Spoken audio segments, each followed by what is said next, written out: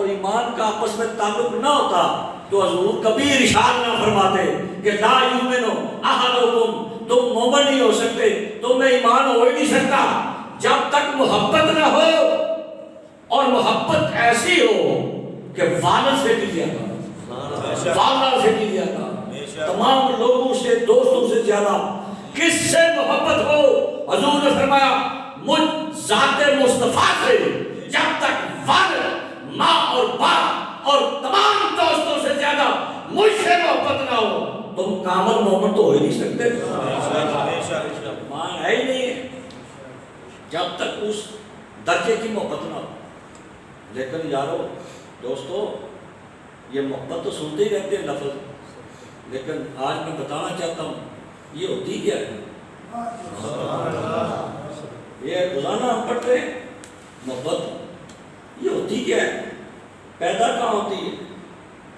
تو یہ محبت پڑھے لکھے بھی آپ نے تشریف فرما ہے کہ جو اسماء ہیں ان کی دو اقسام ہیں، اسماء مصادر اور اسماء مشتقہ۔ مصادر مصدر اس اسم کو کہتے ہیں کہ جس سے جو لفظ کسی سے نہ نکلا ہو وہ مصدر ہو، اور مشتق وہ ہوگا جو کسی لفظ سے نکلا ہو۔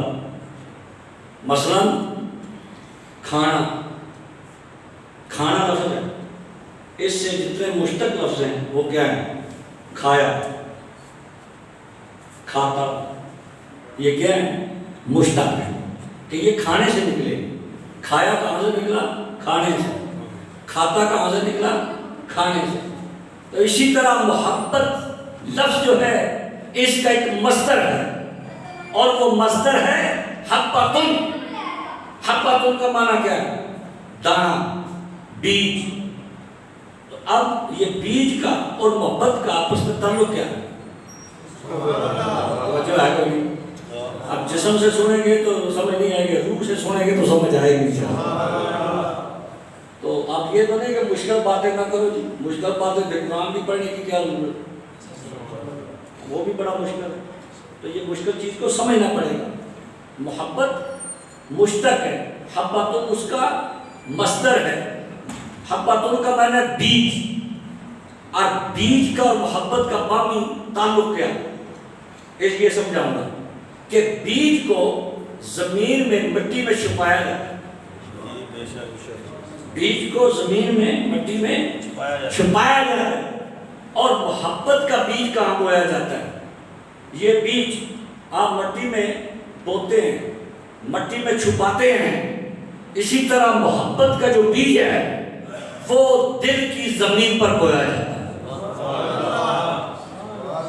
دل کی زمین پر بویا جاتا ہے۔ اور جس طرح بیج مٹی میں چھپایا جاتا ہے اسی طرح محبت کا بیج دل میں چھپایا جاتا ہے۔ یہ پہلے چھپی ہوتی ہے، یہ پہلے چھپی ہوتی ہے، پھر اپنے اپنے موقع پہ وہ نکلتی رہتی ہے، اس کا اظہار ہوتا رہتا ہے۔ تو جس طرح بیج ہے اسی طرح بیج محبت ہے۔ اس بیج میں فرق یہ ہے کہ وہ مٹی میں چھپایا جاتا ہے، یہ دل میں چھپایا جاتا ہے، وہ زمین میں بویا جاتا ہے، یہ دل میں بویا جاتا ہے۔ اور اس محبت کا جو عمر ہے، زندگی ہے، وہ پانی لگانا پڑتا ہے۔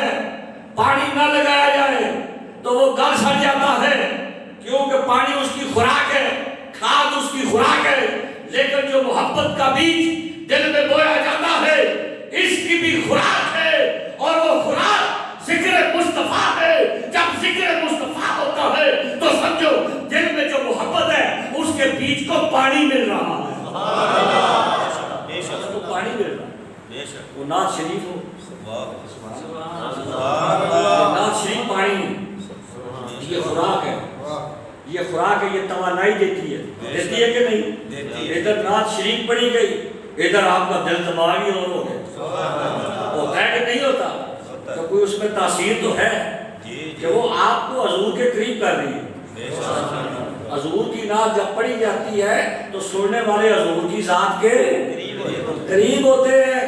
تو گویا نعت قرب مصطفیٰ کا ذریعہ ہے، درود پڑھنا قرب مصطفیٰ کا ذریعہ ہے، ذکر مصطفیٰ سننا قرب مصطفیٰ کا ذریعہ ہے۔ اور جب لوگ اس ذریعے کو چھوڑ دیں گے تو یاد رکھیں قرب مصطفیٰ نہیں ملے گا۔ یہ ہم محفلیں کرتے ہیں، ذکر کرتے ہیں، کیوں؟ ان کا ایک مقصد ہے، اور وہ مقصد بارگاہ مصطفیٰ میں قرب مل جائے۔ ہم ان روحانی لحاظ سے، ایمانی لحاظ سے ان کے قریب ہو جائیں، اور ذات مصطفیٰ کے ہم تو قریب ہوں گے روحانی لحاظ سے، جسمانی لحاظ سے نہیں، جسمانی لحاظ سے نہیں۔ لیکن کچھ ایسے لوگ ہیں کہ جو روحانی اعتبار سے بھی ذات مصطفیٰ کے قریب ہیں، جسمانی لحاظ سے بھی حضور کے قریب ہیں، اور سب سے زیادہ خوش قسمت انسان اس زمانے کے ہیں، اس زمانے کے ہیں کہ جنہوں نے سرکار کو دیکھا، جنہوں نے سرکار کی زیارت کی ہے، بحالت ایمان ان کو دیکھا ہے، سارے بولے گا۔ جن کو کوئی اختلاف ہو مجھ سے بعد میں بات کر سکتا ہے، فی الحال آپ میرے ساتھ بولے کہ سب سے خوش قسمت انسان وہ ہے کہ جس نے حضور کو دیکھا، اور 1400 سال بعد میں ہم کہیں کہ وہ دیکھنے والے ٹھیک نہیں،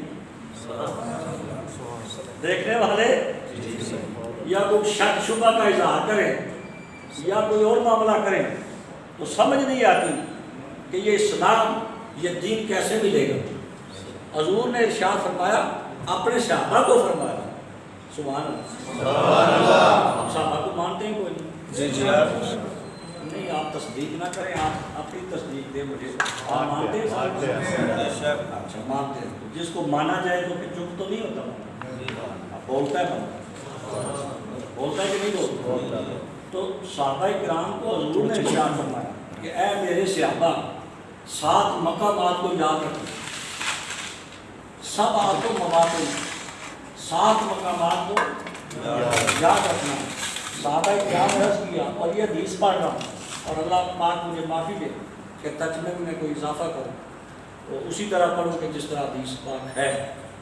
حضور نے فرمایا کہ 7 مقامات کو یاد رکھنا۔ صحابہ نے عرض کیا، یا رسول اللہ، وہ 7 مقامات کون سے کہ جن کو ہم نے یاد رکھنا، وہ 7 مقامات کون سے؟ حضور نے ارشاد فرمایا، وہ 7 مقامات میں پہلا مقام